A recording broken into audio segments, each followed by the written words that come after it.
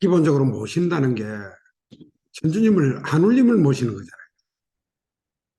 근데 이 한울림을 모신다는, 내 안에 모신다.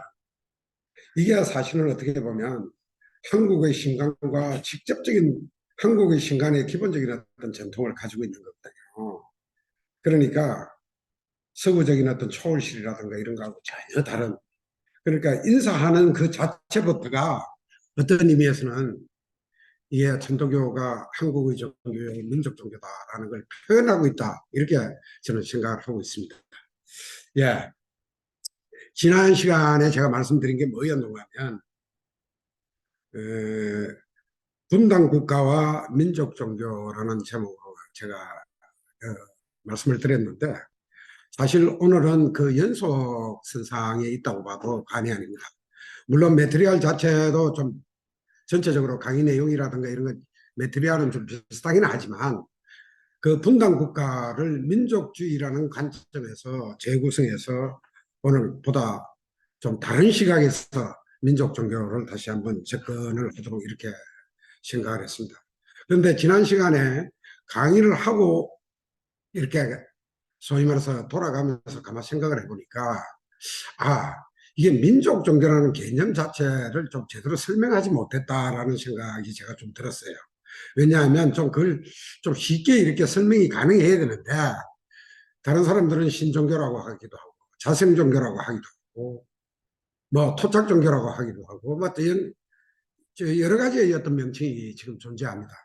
그런데 유독 제가 이게 민족 종교라는 명칭을 가지고 이 강의를 하게 된 그런 어떤 배경이라든가 이런 게 설명이 좀 덜 된 것 같아서, 사실 여러분들이 참고 자료로 제가 그 뒤에 여러분들한테 보내드렸는데, 이걸 좀 보시면 이 제목이 어떻게 되어 있는가 하면 국가 종교와 민족 종교, 한국의 민족 종교 개념, 그리고 미래 한국의 민족 종교, 이렇게 그냥 세 가지 그 목차로 이렇게 되어 있습니다만은, 이걸 한번 대강 보시면, 아, 제가 얘기하는 민족 종교, 그 다음에 학계에서 얘기하는 민족 종교, 이런 거의 어떤 그 카테고리라고 할까요? 그 개념이라고 할까요? 이런 것들을 어느 정도 좀 이해할 수 있는 그런 토대 위에서 그 제가 지금 현재 얘기하고 있는 것들이 전개가 된다, 이렇게 보시면 될 것 같아서 제가 이 참고 자료로 미리 하나 나눠드렸습니다. 혹시나 못 읽어보신 분들은 오늘 강의를 마치고 난 뒤에 다시 한번 보시면 아마 한국의 민족 종교라는 것이 대체로 이런 어떤 개념을 가지고 얘기를 하는 그 영역을 가지고 있구나, 이렇게 생각을 하시면 됩니다. 그 다음에 이제 오늘은 사실은 조금 전에도 말씀드렸다시피 한국 민족주의와 민족 종교라는 제목입니다. 앞서는 분단 국가였는데, 그 분단 국가의 아주 구체적인 그 현상으로 등장하는 게 민족주의의 취약입니다, 사실은. 그, 우리가 세계화 시대에 살고, 그 다음에 다민족 사회에 살고 있는, 다민족 사회에 살고 있는 그런 어떤 상황이지만, 그래도 여전히 소위 말해서 그 집단의 행동 단위는 민족이고, 국가이고, 인종이고, 그 생활의 어떤 공동체의 어떤 자리가 그거기 때문에 그럴 수밖에 없다, 이런 걸 좀 전제를 해서 제가 말씀드리겠습니다. 자, 우선 그 정도로 말씀드리고요. 시간 때문에 시간 전략을 위해서 그냥 넘어가도록 하겠습니다. 현재 그 육군사관학교에서 독립영웅실을 철폐하고 르라이트를 개성한 한국총연맹 전 노재봉 총리가 지금 이제 운영을 하고 있는데, 국정 전면에 배치되고 있는 그런 상황입니다. 왜 이런 현상이 일어나고, 이런 현상이 한국의 민족주의와 민족 종교와 어떤 관계가 있는지, 그 다음에 민족 종교들이 사실은 이 위기라고 얘기를 할 수 있는 부분인데, 이 위기를 어떻게 타파를 해야 될 것인지, 이런 문제를 좀 고민하는 데 있어서 좀 하나의 참고 자료가 될 것 같아서 오늘 이 제목을 들고 온 겁니다. 목차를 이렇게 보면요, 대체로 근대 민족주의의 형성의 어떤 과정이 세속과 종교의 분리, 그 다음에 세속적인 어떤 삶으로서의 어떤 근대 민족주의. 그러니까 세속의 어떤 삶이 개인에서부터 뭐 시민단체부터 여러 가지의 어떤 차원이 있는데 가장 큰 단위가 사실은 민족이다. 이렇게 생각하시면 됩니다. 근대 와서 그렇게 근대 민족주의라는 게 인종주의와는 전혀 다르게 에스닉과는 전혀 다른 내셔널리즘과 같은 민족주의가 형성이 되었어요. 민족주의가 형성이 되었기 때문에 그에 대한 어떤 특성을 좀 살펴보고요. 그와 다르게 그 근대 민족주의가 사실은 다른 형태로 종교적인 삶으로 이렇게 보면 민족 종교다라고 얘기를 할 수가 있습니다. 그래서 여기에 민족 종교라는 것은 우리가 종교적인 차원, 세계 종교니 문명 종교니 뭐 이런 어떤 등등 종교적인 차원이 아니라 사실은 어떻게 보면 우리가 종교적인 삶을 살고 있는 공동체의 가장 큰 단위다. 이렇게 생각하시면 될 것 같고요. 거기에 민족, 거기에 공동체의 생활 단위 중에 제일 큰 단위의 종교가 민족 종교다. 이렇게 보시면 될 것 같습니다. 그래서 이 민족 종교는 불교도 민족 종교가 될 수 있고요. 유교도 민족 종교가 될 수 있고, 반민족 종교가 될 수 있는 거죠. 왜냐하면 거기에 민족의 권한이라든가 민족의 미래에 대한 어떤 청사진이 남긴다면 얼마든지 민족 종교가 될 수 있다. 그래서 민주화 이후에 87년 민주화 이후에 많은 종교들이 유교도 민족 유교요, 불교도 민족 불교요, 뭐 이런 어떤 용어들을 많이 사용을 해왔거든요. 그런 의미에서 포괄적으로 민족 종교의 어떤 개념을 가지고 있다 이렇게 생각하시면 되고요. 그다음에 이제 네 번째는 바로 한국의 민족주의와 민족 종교가 어떤 관계에서 전개가 서로 간에 이렇게 어떤 관계를 주고받으면서 관계를 맺으면서 전개됐는가를 얘기를 할 텐데요.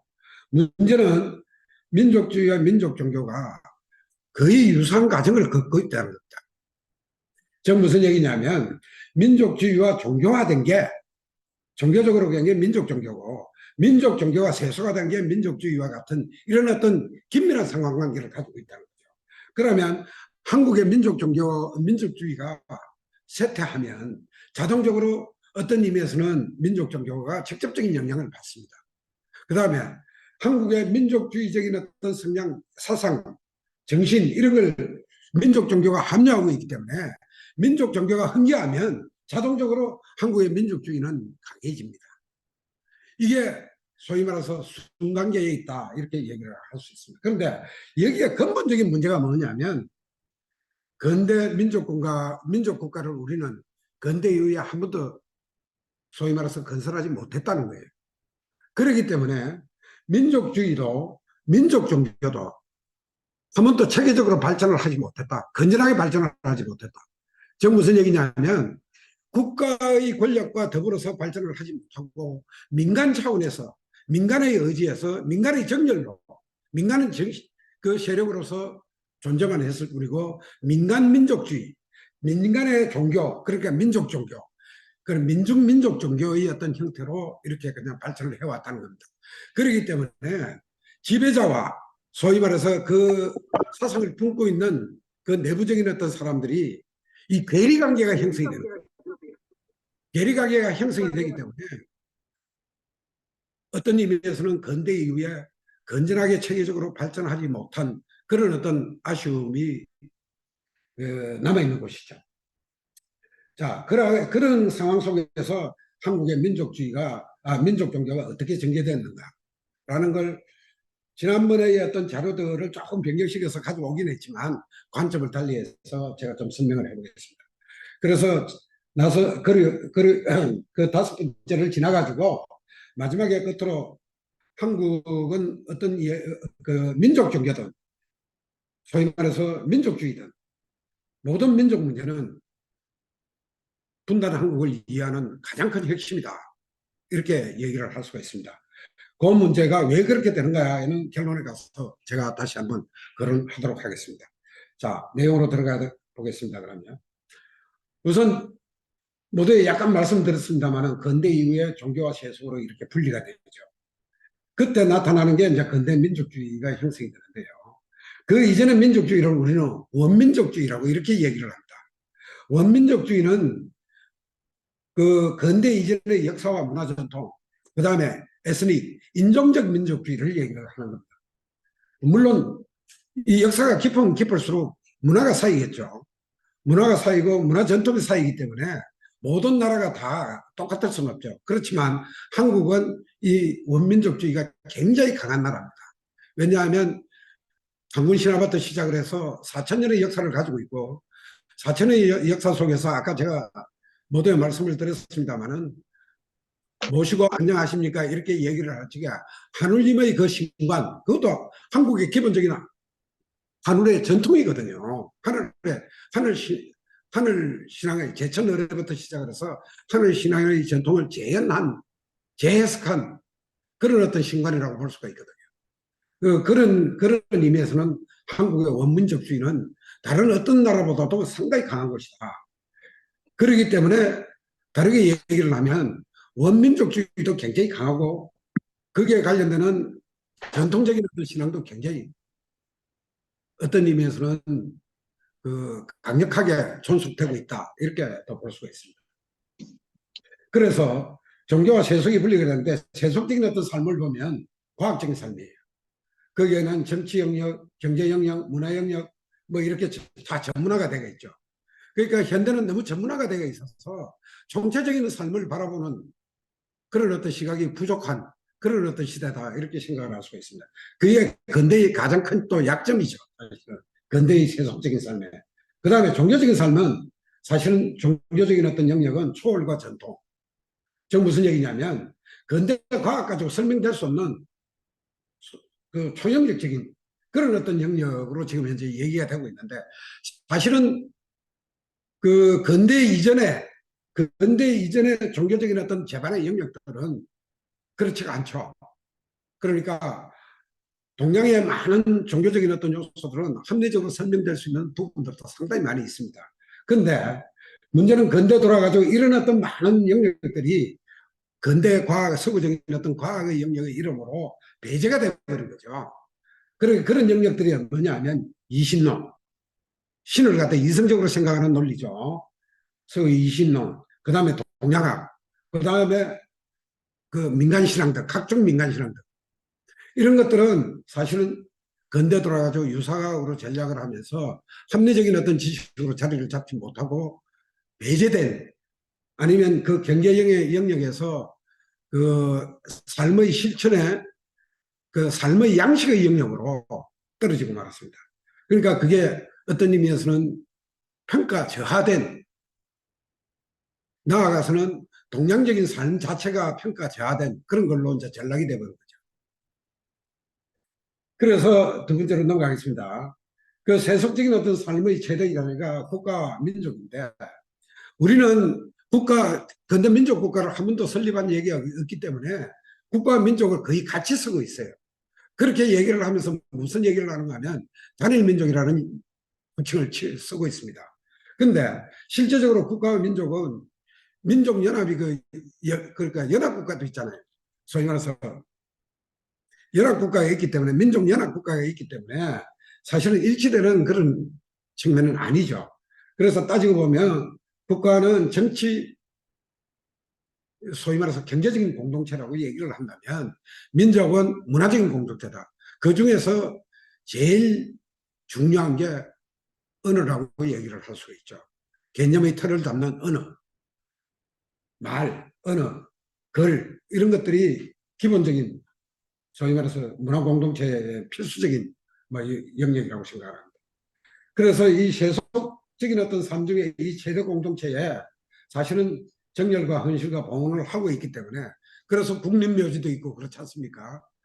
그리고 국가를 위해서 헌신하고 민족을 위해서 헌신하는 사람도 생기고 그렇게 생기는데 이게 이제 소위 말해서 종교적인 어떤 입장에서 보면 근대 들어서 하나의 세속 종교의 역할을 하고 있다. 이렇게 봐서 세속 종교라고 얘기를 할 수도 있는 부분입니다. 그 다음에 이제 개인의 중심의 세속 이념들을 이렇게 보면 자본주의, 자유주의, 민주주의 뭐 이런 정책이 있는데 사실은 근대 들어서는 두 가지의 기본적인 어떤 틀을 깔고 있습니다. 천부 인권과 사적 소유권. 이거는 뭡니까? 지극히 개인 단위의 실체였죠. 그것부터 모든 게 이게 소위 말해서 세속적인 어떤 이념이 구성이 되고 있고 근대 국가라는 것은 다르게 얘기를 하면 자본주의 국가의 발전, 근대 국가는 자본주의 국가와 같이 간다. 이렇게 생각을 하시면 됩니다. 우리가 사회주의 국가도 있고 공산주의 국가도 있는데 왜 그렇게 생각을 하느냐? 라고 얘기를 한다면 자본주의 국가 속에서 자본주의를 조금 시정하기 위해서 만든 체제이기 때문에 근대 국가는 자본주의 체제를 그대로 가지고 있다. 이렇게 생각을 하시면, 형태가 약간 다를지라도 그렇게 생각을 하시면 되고요. 그 다음에 공동체 이념으로서는, 세속 이념으로서는 사실은 민족주의가 제일 큰 부분이죠. 이 민족주의가 강해지면 나치즘이 되는 거고요. 이 민족주의가 소위 말해서 국가적인 어떤 체제가 민족주의를 포괄하는 것 같으면 국가주의가 되버립니다. 그래서 근대 국가는 대체로 이 국가주의적인 어떤 형태를 띠게 되기 때문에 민족주의가 사실은 국가주의의 포섭이 되는 경향이 많습니다. 그런데도 불구하고 한국은 왜 여기에 그냥 포섭되지 않고 민족주의가 아직도 강하게 존속하느냐 하면 바로 근대 국가를 제대로 형성해 본 경험이 없기 때문입니다. 그런데 그러면 지금 현재 한국은 뭐냐? 남쪽 한국은 뭐냐? 이제 이렇게 얘기를 하시는 분들이 아마 있을 것 같아요. 근데 남쪽 한국은 민족의 단위를 보면 분단 국가죠. 분단 국가이기 때문에 사실은 민족이라는 개념을 제대로 포섭할 수 있는 틀이 안 되어 있다. 이렇게 볼 수 있고, 그 민족의 어떤 그런 어떤 이상들이 강한 사람들한테는 항상 이게 부족한 반쪽의 국가로 이렇게 이제 얘기될 수밖에 없는 그런 한계를 가지고 있죠. 물론 우리나라 헌법이라든가 이런 걸 보면 뭐 동학 3.1운동 뭐 등등 해서 사실은 그 좀 역사적인 어떤 한반도 역사적인 어떤 전체 맥락을 가지고 얘기를 하고 얘기도 하고 있고, 또 실질적으로 한반도의 부속 조사를 한다라는 영토 개념도 있기는 한데 실제적으로 우리가 소위 말해서 주권이 미치는 어떤 영역은 반쪽밖에 아니기 때문에 그걸 가지고 우리가 전체적인 어떤 국가라고 얘기하기도 힘들고 이러기 때문에 이제 그렇게 분단 국가라고 이렇게 보통 얘기를 하고 있죠. 그런데 이 분단 국가에서 이제 문제가 되는 게 바로 민족주의가 문제가 되고, 이 민족주의가 문제가 된다는 것은 바로 그 민족주의적인 어떤 그 정신적 문화적 기반의 어떤 토대로 형성이 된 민족 종교도 같이 문제가 된다는 얘기입니다. 자, 그 얘기를 하기 위해서 일장을 그 장을 갖다 제가 형성했고요. 그 다음에 두 번째 그 2페이지로 넘어가겠습니다. 2페이지에 보면은 근대 민족주의는 근대 국가와 자본주의가 함께 병진한다. 이거는 모두에 조금 말씀드렸기 때문에 일단 넘어가고요. 자, 서구와 비서구가 어떻게 차이가 나느냐만 제가 간단하게 말씀드리겠습니다. 서구는 사실은 어떻게 보면 근대 민족 국가가 팽창을 해서 사실은 제국주의로 나아가 버리죠. 그렇기 때문에 사실은 민족주의가 별로 필요하지가 않아요.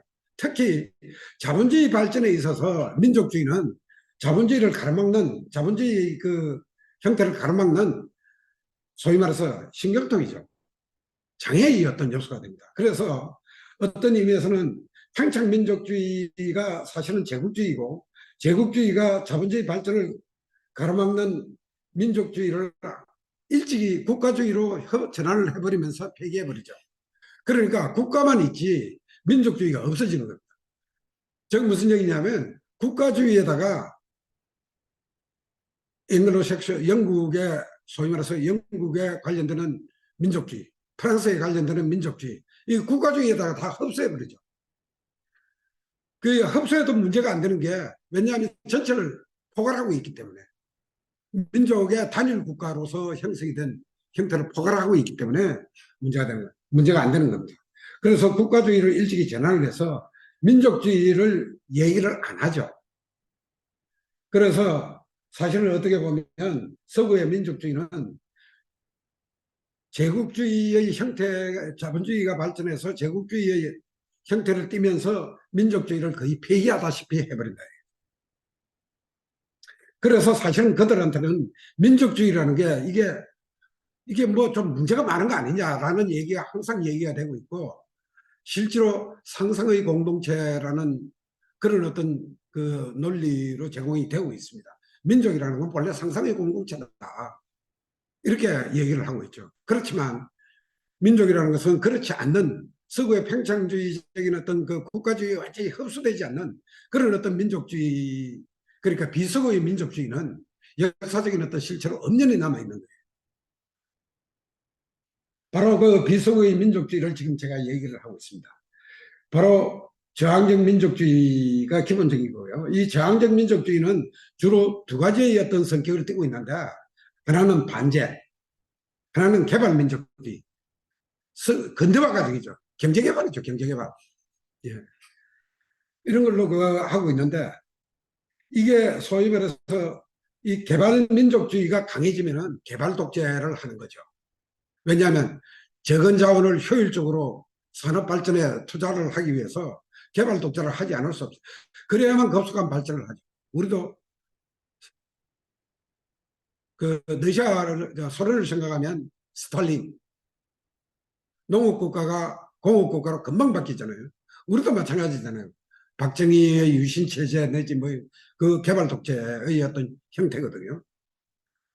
이게 이제 이럴 경우에는 이게 폐쇄적 민족주의가 돼서 어떤 의미에서는 파시즘이나 개발 독재가 사회를 전체적으로 지배하게 돼서 이 민족주의가 인권이라든가 전체주의의 어떤 그 인권이라든가 이런 문제에 대해서 개인의 자유나 인권 이런 데 장애적인 어떤 요소로 작용할 수밖에 없다.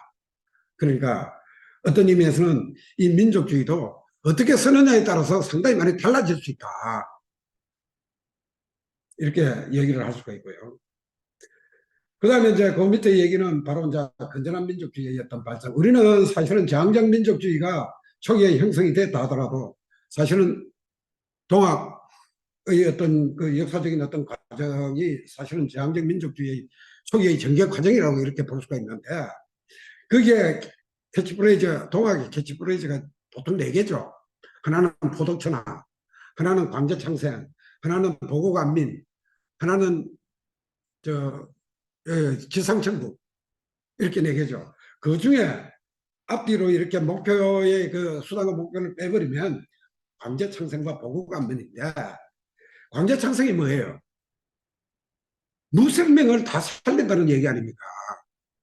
이건 뭐냐면 그저 그냥 한국 민족만 잘 먹고 잘 살겠다 이런 얘기가 아니라는 얘기죠. 이미 여기에는 세계주의가 들어가 있는 겁니다. 그리고 세상 만물이 다 소위 말해서 접합군생을 해야 된다. 즉 풍류도 같은 데 이런 데서 접합군생을 한다. 저 무슨 얘기냐면 하늘의 전기가 모든 사람들한테 다 미쳐서 생명을 탄생시킨다. 그게 신의 역할이라는 거죠. 그때의 신이라는 건 하늘입니다, 사실은. 그래서 어떤 의미에서는 이 광제창생, 그 다음에 보고간민, 이때의 어떤 국가라는 것은 사실은 근대국가가 아니죠. 왕족국가를 얘기를 하지만 왕족국가의 그 자체는 어떤 측면에서는 우리가 얘기하는 민족 공동체의 어떤 성격도 충분히 가지고 있는 그런 의미의 문화 공동체적인 어떤 의미를 동시에 띠고 있습니다. 바로 우리가 어떤 의미에서는 근대 민족주의가 정착하기 전에 시작 당시부터 우리는 이런 개방적인 민족주의를 가지고 있었습니다. 그래서 우리 한류가 하는 게 이게 지금 현재 전체적으로 파워를 그하고 우리나라 그 민족주의자인 그 소위 말해서 김구 선생 같은 이런 사람들은 우리나라가 정치 경제적인 패권 국가가 되는 게 아니라 문화 강국이 되기를 희망하고, 그것이 사실은 어떤 의미에서는 지금 현재 실현되고 있다고 해도 과언이 아니죠. 왜냐하면 한류 파워가 전 세계를 지배하고 있으니까. 그런데 한류 파워뿐만 아니라 한국을 다 좋아하죠. 왜 좋아하겠습니까? 한국은 패권 국가가 아니거든요. 조그마한 나라가 저거 해봐야 얼마나 패권 국가가 되겠냐, 이런 어떤 생각도 있겠지만, 한국은 본래 한국이 갖고 있는 기본적인 어떤 정신과 사상과 민족적인 어떤 그 전통, 문화 전통 이런 게 패권 국가의 어떤 그런 어떤 성향이 거의 없어요. 화학과 조화, 공생, 상생 뭐 이런 것들을 기본적으로 민족 정신, 민족 혼으로 갖고 있기 때문에 사실은 어떻게 보면 세상의 모든 나라들이 이 한국을 좋아할 수밖에 없는 그런 어떤 그 기틀을 일찍 가지고 있다, 이렇게 얘기를 할 수가 있습니다. 그러면 두 번째 들어가서요. 세속적인 어떤 삶으로서 근대 민족주의에 좀 간단한 몇 가지만 좀 정리를 해보겠습니다. 이게 세계화 시대 민족주의를 쓴 앤더슨은 이거 한국에 번역도 되어 있는 책입니다. 관심 있으신 분은 한번 찾아보면 되는데요. 그분이 근대 민족주의의 어떤 교리를 한 너댓 가지로 지금 정의를 하고 있습니다. 이게 제가 보기에는 그나마도 제대로 이렇게 잘 정리가 된 것 같아서 간단하게 소개를 좀 하려고 가져왔습니다. 세계는 민족으로 분할되어 있고 각 민족의 고유한 성격과 운명을 지닌다. 각 민족은 정체성을 가진다는 얘기죠. 그 다음에 두 번째, 민족에 대한 충성은 다른 어느 그 충성을 압도한다. 왜냐하면 피가 섞인 거 아닙니까? 그죠? 피가 섞였을 뿐만 아니라 사고가 같다는 거죠. 생각이 같다는 거죠. 생각이 같은 사람이라는 거죠. 그래서 사실은 어떻게 보면 권력의 근원이 된다. 모든 권력의 근원이 된다.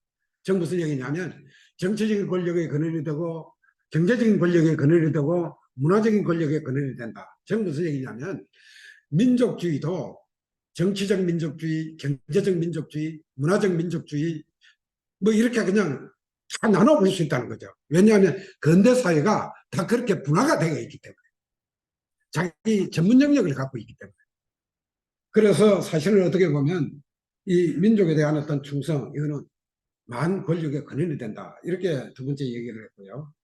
세 번째는 뭐냐면 민족이 소위 말해서 개인이 자유로워지려면 그냥 일상생활부터 진짜 사고가 자유로워지려고 하면 특정한 민족과 일치해야 된다. 즉 무슨 얘기냐면 어느든지 민족의 규칙이 돼야 된다는 거죠. 그게 아니면 문화권에 속해가 있지 않으면 이방인이 된다는 얘기입니다. 소외된다는 얘기죠. 사회에서 소외된다는 얘기입니다. 그 규칙감을 가지고 있어야 된다. 이게 그 얘기고 그 다음에 네 번째는 자치의 문제입니다. 진정한 민족이 되기 위해서는 민족 자체가 전제가 돼야 된다. 우리는 진정한 민족이 못 되죠. 왜냐하면 남북이 억지로 외세에 의해서 분리되어 있기 때문에 자체가 되어 있는 게 아닙니다. 그 다음에 이제 네 번째는, 다섯 번째는 뭐냐면 세계의 평화와 정의가 충만되고 그 다음에 충만되려면 각 민족이 자유롭고 안전해야 된다. 각 민족이 자유롭고 안전하면은 자연적으로 세계 평화가 온다는 얘기예요. 이 앤더슨이 주장하는 그 영역이 이 얘기는 다른 의미로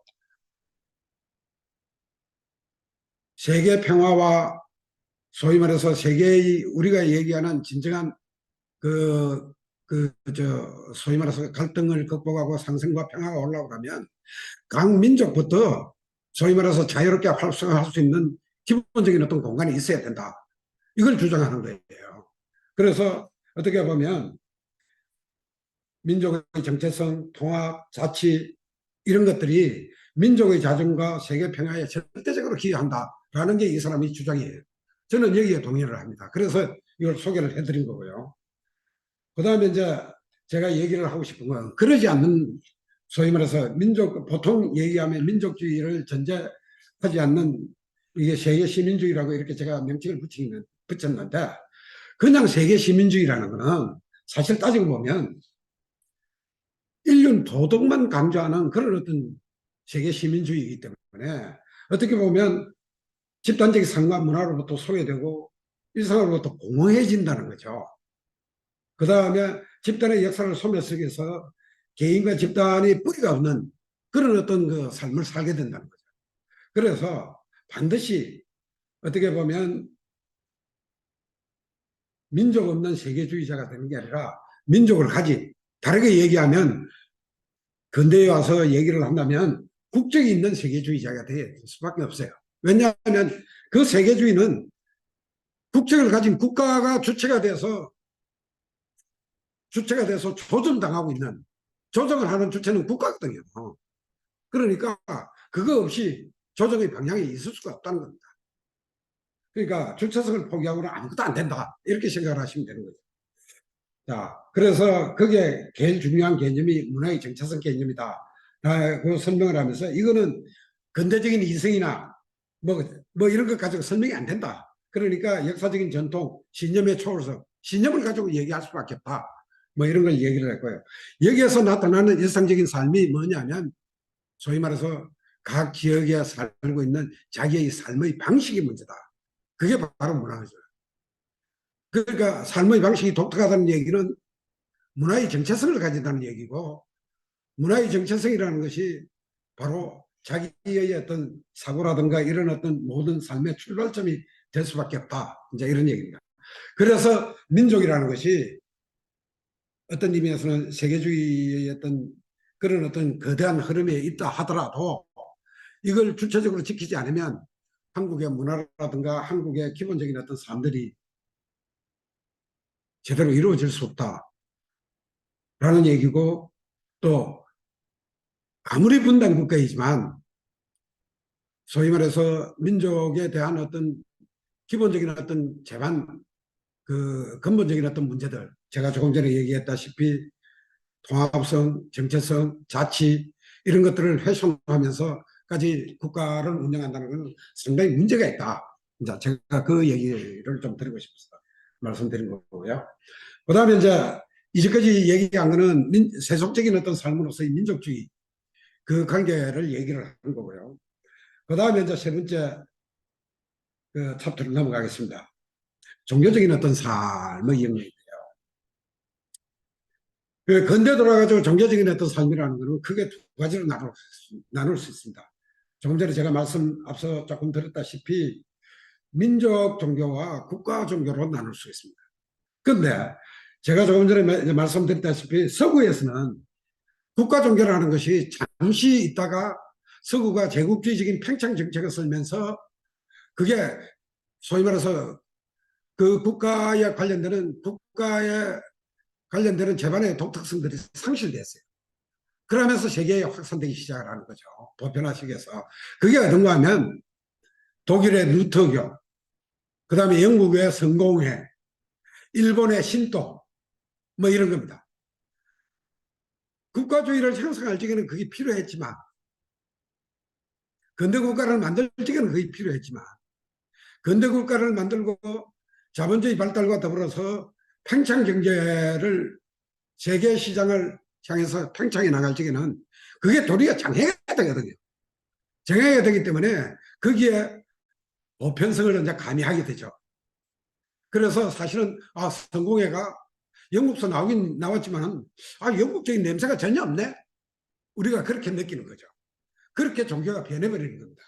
그좀 민족 종교가 국가 종교가 되고 국가 종교가 그렇게 보편 종교로 이렇게 변해 나가는 그런 과정이다. 그러면 우리가 지금 현재 알고 있는 불교나 유교나 천도교나 불교나 유교나 그 개신교 그 기독교나 이런 게 다 출발을 어디서 했는가 하면 다 그런 식으로 출발을 했어요. 왜냐하면 제가 조금 전에도 말씀드렸다시피 모든 사상은 문화적인 옷을 입고 설득력을 가지지 문화적인 옷이 없으면 설득력이 없습니다. 그래서 어떤 의미에서는 기독교에서는 그 소위 말해서 그 기독교의 유대족들의 수천 년 역사를 가지고 그 문화적인 옷을 입힌 거예요. 우리 한국의 민족 종교들도 민족 종교가 다양하잖아요. 다양하지만 사상만 가지고 깨친 그 내용만 가지고 얘기를 하면 소위 말해서 그건 사상일 뿐이지 문화적인 아니면 종교적인 그런 어떤 삶을 보장해 주지를 못한다고요. 그게 문화적인 옷을 입혀야죠. 문화적인 옷을 입힐 적에 어떻게 입히냐. 한국 문화 전통과 한국 문화 혼과 우리의 삶의 자리에서 옷을 입혔다. 이랬을 적에는 사실은 그게 한국의 종교요, 민족 종교라고 일단은 부를 수가 있다. 이런 얘기입니다.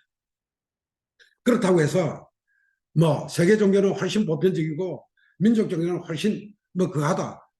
소위 말해서 특수성을 너무 많이 반영한다. 이런 건 아니에요. 국수주의다. 이런 건 아니다. 이런 얘기죠. 자, 그렇게 그것을 지게 소위 말해서 민족 종교와 국가 종교는 사실에 따라서는 그 서구와 비서구는 상당히 다른 과정을 걷고 있다. 이렇게 얘기를 할 수가 있습니다. 그 얘기는 조금 가서 뒤에 가서 조금 더 하게 되고 조금 더 할 예정이고요.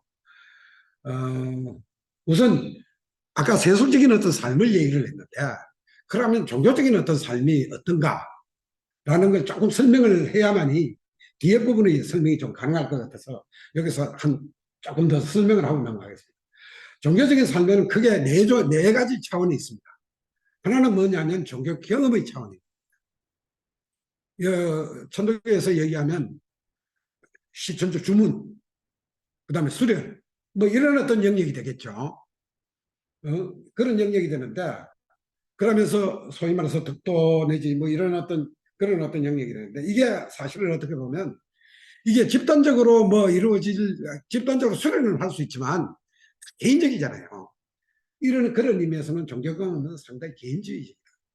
그뭐 보통 얘기할 적에는 신비주의적인 어떤 경험, 뭐 그다음에 뭐 그냥 누미너스적인 경험, 뭐 이런 여러 가지 경험을 얘기하는데, 막 그건 차지하고라도 이게 어떻게 보면 개인의 차원에서는 상당히 순수한 영역의 종교거든요. 그래서 이거는 개인의 영성과 직접적인 어떤 관계가 있는, 종교적인 어떤 감성과 개인의 종교적인 어떤 감성과 직접적인 어떤 관계가 있는 거예요. 그래서 이거는 여기에 치중하는 종교는 수도 중심의 종교. 그러니까 수도 중심의 종교라는 얘기는 종교 사상이나 종교 의례나 공동체가 없다 이런 얘기가 아니고 여기에 이제 중점을 두는 종교다 이렇게 생각을 하시면 됩니다. 그러면 동양의 많은 종교는 사실은 여기에 중점을 두고 있습니다. 그럼 뭐예요? 종교 사상도 취약하고 뭐 종교 의례도 취약하고 종교 공동체도 좀 취약할 수밖에 없어요. 그렇지만 인간 완성이라든가 인간의 인격의 형성이라든가 이런 데는 상당히 많은 강점을 가지고 있어요.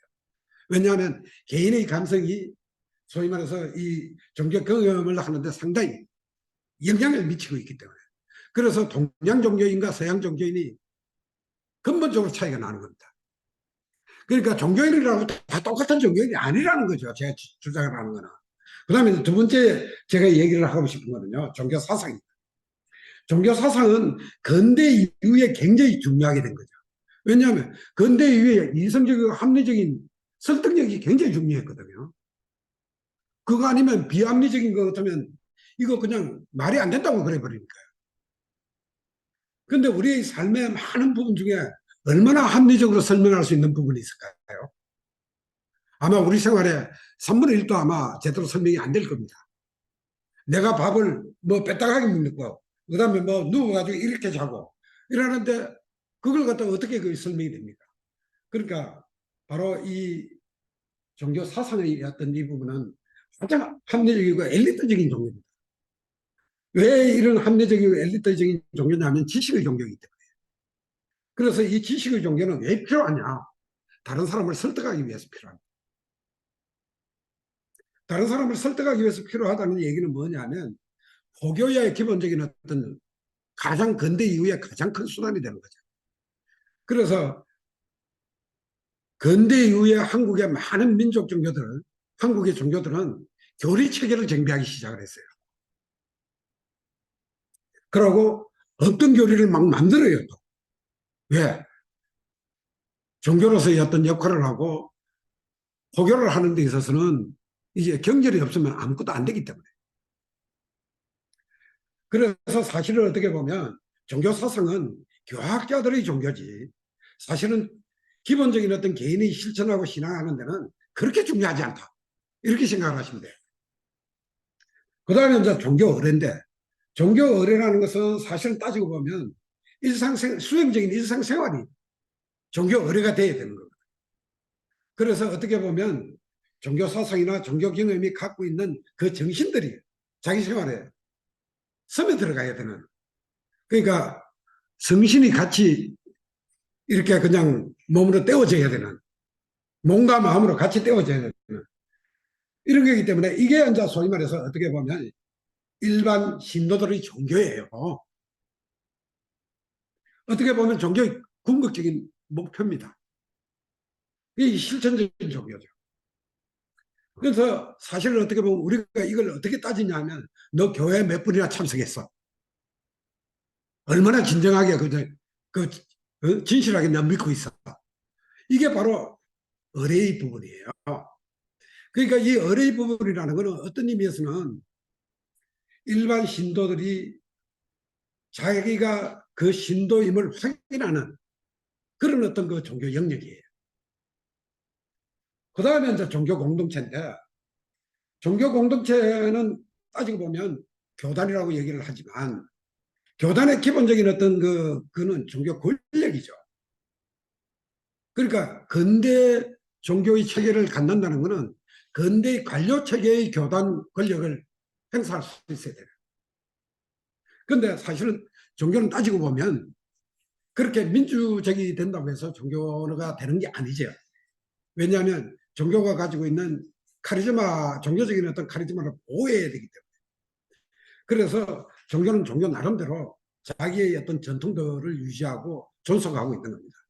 그게 얼마나 잘 유지하고 존속되느냐에 따라 가지고 종교 공동체는 얼마만큼 자기의 어떤 역량들을 손쉽게 이렇게 수행하고 그갈 수 있는 조직으로 재편할 수 있는가라는 문제죠.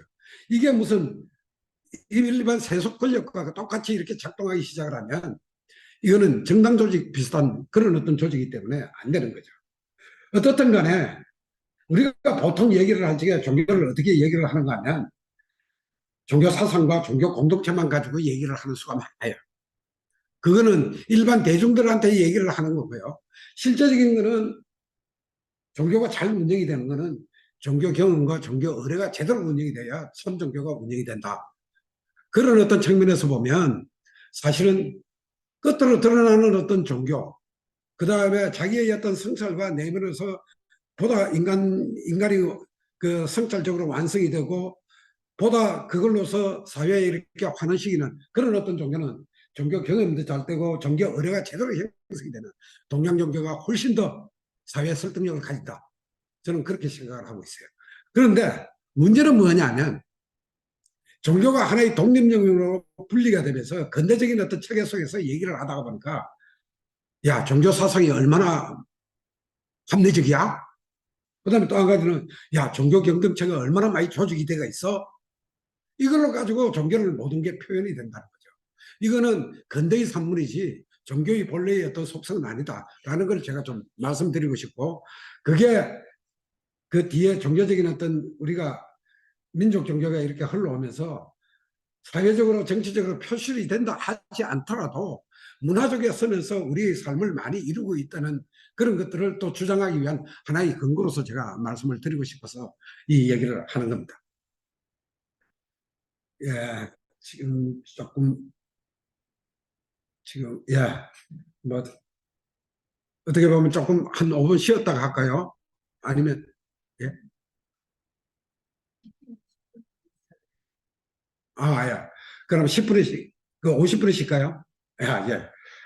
그 지금 지금 시대에 따라서 그 종교, 그 다음에 사회 성격에 따라서 종교, 이거는 제가 앞서 지금 현재 얘기한 많은 부분들이 그 여기에 녹아 있습니다. 이거는 한번 보시면 전통 종교는 문화의 핵심이기 때문에 사회를 구성해요.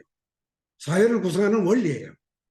그렇기 때문에 인간이 갖고 있는 인격과 도덕을 목표로 하고 있습니다. 다른 예를 든다면 조선시대는 성리학이 유교의 성리학이 사회를 구성하는 기본적인 어떤 원리였어요. 그렇기 때문에 사실은 종교가 전문화되어 있지 않았죠. 전문화되어 있지 않았기 때문에 사실은 어떻게 보면 모든 삶의 방식과 구성 원리가 전통 종교다. 그 다음에 근대 종교는 제가 조금 전에도 말씀드렸다시피 경전과 교단 중심으로 이렇게 재편됐다. 그 다음에 현대 종교는 뭐냐? 이제 경전과 교단 종교는 근대적인 어떤 산물이고 탈근대, 국위근대에서는 초월과 영성을 담는 그릇이면 모두 종교로 지금 현재 취급당하고 있다. 즉 무슨 얘기냐면 종교 영성의 시대, 종교 경험의 시대가 도래하고 있다. 이렇게 생각을 하시면 돼요. 그런 정리를 할 수 있다는 거죠. 뭐 그런 거고요. 그 다음에 쭉 이렇게 사회적인 어떤 성격에서 이렇게 보면 제가 그 조금 전에 말씀을 드렸던 민족 종교와 국가 종교를 얘기를 했는데 한국의 민족 종교는 사실은 어떻게 보면 국가가 없는 가운데서 형성이 되어 왔기 때문에 민간 민족주의적인 성격을 가지고 있다. 그래서 기본적으로 지배 권력에 대한 어떤 지배자의 어떤 권력 그런 게 별로 영향을 미치지 않았다. 그리고 국가 발전과 자본주의 발전 내지 이런 걸 제대로 이렇게 수용하지는 않았다. 그렇기 때문에 사실은 자본주의 발전에 좀 지체되가 있고, 그 다음에 민간민족주의라는 것은 민중과 민족의 어떤 이해를 소위 말해서 문화적인 차원에서 반영하는 그런 어떤 성격을 너무나 많이 띄웠고, 정치 경제적인 어떤 성격을 별로 띄지를 못했다는 거죠. 그래서 제대로 정상적으로 발전을 못했다. 이게 제가 얘기를 하고 싶은 내용이었습니다. 그래서 사실은 어떻게 보면 한국의 민족주의는 민중종교적인 어떤 성향을 기본적으로 띠고 있다. 한국의 민족주의는 시민운동, 그러니까 민간민족주의적인 어떤 성격을 띠고 있다. 그렇게 생각을 하시면 됩니다. 그래서 사실은 어떻게 보면 지배 권력과 자주 충돌이 일어나고 갈등 관계가 일어나고 또 사회에 대한 어떤 비전에 대해서 근본적인 어떤 생각이 다르고 이럴 수가 있다는 거죠. 그게 그런 어떤 성향이 한국의 민족 종교도 상당히 그런 성향을 많이 가지고 있다. 그런 요소들을 많이 가지고 있다. 자, 한국의 근대 민족 국가가 건설되지 않았기 때문에 사실은 그 한국의 민족주의와 민족 종교가 제대로 발전을 못했다라는 얘기를 하고 있습니다. 그런데 우리는 식민시대에 있어서는 저항적 민족주의가 되다 보니까 이 저항적 민족주의는 소위 말해서 어떤 대상에 대해서 반대한다는 거잖아요. 그러니까 기본적으로 발전을 하는 것 같으면 이 저항적 민족주의가 아니라 민족주의 자체가 온전하게 국가와 자본주의 발전에 따라서 같이 발전을 해줘야 되는데 그러지를 못했다는 거죠. 국가 발전의 단계에 따라서. 그러니까 뭘 반대한다는 얘기는 선악의 도식을 가지고 있다는 거죠.